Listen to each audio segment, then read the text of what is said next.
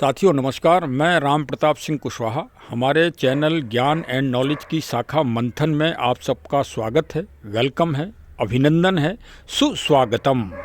मेरा छोटा सा परिचय ये है कि मैं रिटायर्ड पुलिस वाला हूँ और परम सौभाग्य ये प्राप्त हुआ है कि मैंने अपने सर्विस के 3-4 साल उस विशेष परिसर में जहाँ प्रभु श्री राम जी की जन्मस्थली है वहाँ पर, और जो प्रभु श्री राम जी का गर्भगृह था, जो पांडाल जिसको कहा जाता है, मतलब मूल जो जन्मस्थली है, वहाँ पर मुझे सौभाग्य प्राप्त हुआ 2.5 दिन।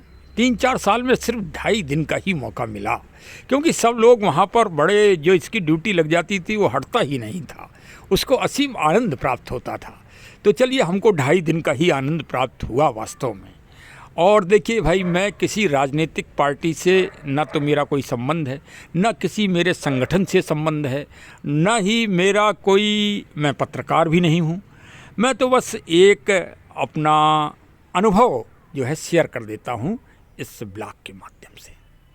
हाँ, एक बात अवश्य है कि मुझे इतिहास से या ऐतिहासिक घटनाओं से कुछ विशेष लगाव रहा है, तो वो भी इसमें मैं अपना उसका प्रभाव भी डालने का प्रयास करता हूँ।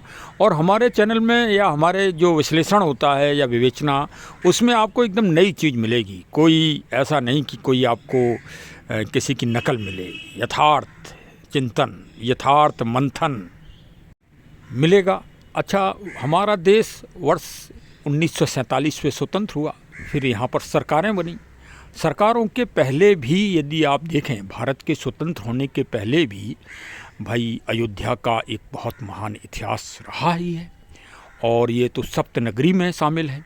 चलिए, पहले तो भाई पराधीन थे और एक काफ़ी लंबे समय तक पराधीन रहे, और उस समय अयोध्या की दुर्दशा हुई तब तो कोई बात नहीं, वो तो खैर भाई अधिकार ही नहीं था, पूरे सारे भारतीयों की ही दुर्दशा हो रही थी। उसमें भाई सभी नागरिक शामिल थे भारत जो भूमंडल में रहते हैं। लेकिन स्वतंत्रता के बाद भी क्या अयोध्या पर जो उत्तरदायी संस्थाएं, उत्तरदायी सरकार, उत्तरदायी लोग थे, तो क्या उन्होंने अयोध्या के विकास के लिए कुछ कार्य किए? जरा उसका पहले आप चित्रण देख लें, फिर आज की वर्तमान स्थिति पर भी आप मंथन करें। देखिए, मैंने अयोध्या जी के कुछ आपको चित्र दिखाए जो वास्तव में मूल अयोध्या है। तो आपको ऐसा लग रहा होगा जैसे जर्जर हो, जैसे यहाँ भूतों का डेरा हो, या मतलब एक तरह से भग्नावशेष की बस्ती हो। ये तो आपको स्थायी स्थिति दिख रही है। और वैसे क्या दिख रहा है? एक भय, आक्रांत और भयानक स्थिति अयोध्या की हमेशा चित्रित की गई। और हमारी समझ से अयोध्या के विकास पर किसी ने गंभीरता से ध्यान ही नहीं दिया। भाई अभी विगत 5-6-10 साल से की स्थिति अलग है। देखिए, मैं इससे जो, अब मैं ज़्यादा नहीं बोलूँगा कि नहीं तो फिर राजनीतिक विषय हो जाएगा। उससे पहले कि मैंने आपको स्थिति बता दी, क्योंकि मैंने वहाँ उनको बहुत अच्छी तरह से अनुभूति किया है। और क्योंकि जब मेरी पोस्टिंग हुई तो मैंने अपने कुछ मिलने वाले जो हमारे दोस्त थे, हमारे रिश्तेदार थे, उनको भी बुलाया। तो उन्होंने अयोध्या जी की जो स्थिति देखी थी, जो नाम सुना था उससे तो बहुत आनंद के साथ वो आए थे, लेकिन जब उन्होंने अयोध्या की स्थिति देखी थी तो उन्होंने बहुत, उनको दुख हुआ था और कष्ट हुआ था कि बताइए क्या स्थिति बना रखी है अयोध्या की। अब देखिए, कुछ मुझे क्लिप प्राप्त हुई हैं वर्तमान की। उन वर्तमान में भी देखिए कि वास्तव में अयोध्या क्या था और क्या हो गया। सबसे पहले तो मैं आपको वो दिखा रहा हूँ जो परिवर्तन हुआ है, और परिवर्तन अगर आपको अच्छा लगे तो फिर हम देखिए। अयोध्या किस बात की घोतक है? अयोध्या एक सोच की ही घोतक है। अयोध्या जहाँ युद्ध ना जीता जा सके, वो अयोध्या। तो वही सोच का यहाँ साकार चित्रण हो रहा है। देखिए, सुर साम्राज्ञी भारत रत्न श्री लता मंगेशकर जी की वीणा का यहाँ पदार्पण हुआ और भव्य चौराहा बना। वहीं सरयू जी से जो श्री रामलला जी का मार्ग जाता है, वहीं पर ये स्थापित हुई, और उसी के साथ सोच का परिवर्तन देख लिया। बस यही जैसा सोच होगी, जैसे आप विचार होंगे, जैसे आप दृश्य देखेंगे, वैसी आपकी मानसिकता बनेगी। ये तो भाई जो मनोवैज्ञानिक हैं, फ्राइड ने भी इस बात को कहा है। भाई थोड़ा अंग्रेज विचारक का नाम ले लें तो हमारा महत्व, हमारे वजन बढ़ जाएगा। फ्राइड ने इस बात को कहा है कि जैसा आप आंखों से देखोगे वैसी आपकी मानसिक स्थिति और आपकी मनोदशा और आपका व्यक्तित्व भी बनेगा। तो पहले आपने अयोध्या की जर्जर स्थिति देखी तो उससे आपका व्यक्तित्व कैसा बना होगा, ये आपने खुद चिंतन कर लिया। और अब आज जो वर्तमान में आप देख रहे हैं उससे आपका भविष्य कैसा बनेगा, या आपका व्यक्तित्व, पर्सनालिटी आपकी कैसे बनेगी। ये एक छोटी सी दूसरी क्लिप और है, उसको भी देख लीजिए।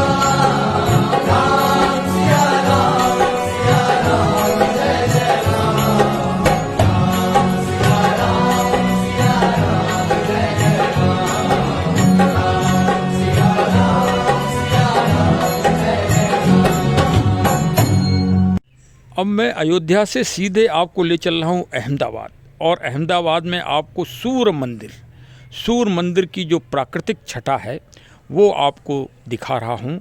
आप वास्तव में, आपका मन प्रफुल्लित हो जाएगा और आनंद से भर जाएगा जब आप प्रकृति का साकार चित्रण आप देखेंगे, और आपको लगेगा कि प्रकृति आह्लादित हो रही है वर्तमान समय पर सकारात्मकता से, पॉजिटिविटी से।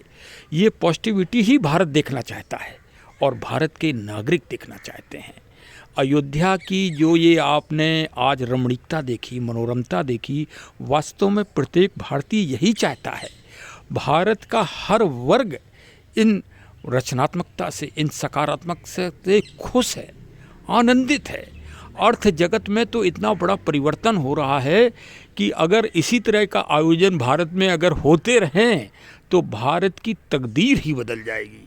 और भारत वास्तव में, जो पहले कहा जाता है कि सोने की चिड़िया था, वो साकार चित्रण हो रहा है आज अहमदाबाद और अयोध्या में। जो आप देख रहे हैं अयोध्या की नई स्थिति देखिए। भगवान श्री रामचरितमानस में बड़ा अच्छा डिस्क्रिप्शन है इस बात का वर्णन कि प्रभु राम जी का जब अवतरण हुआ था सारे भाइयों के साथ, तब पूरी प्रकृति आच्छादित और आनंदित हो गई थी।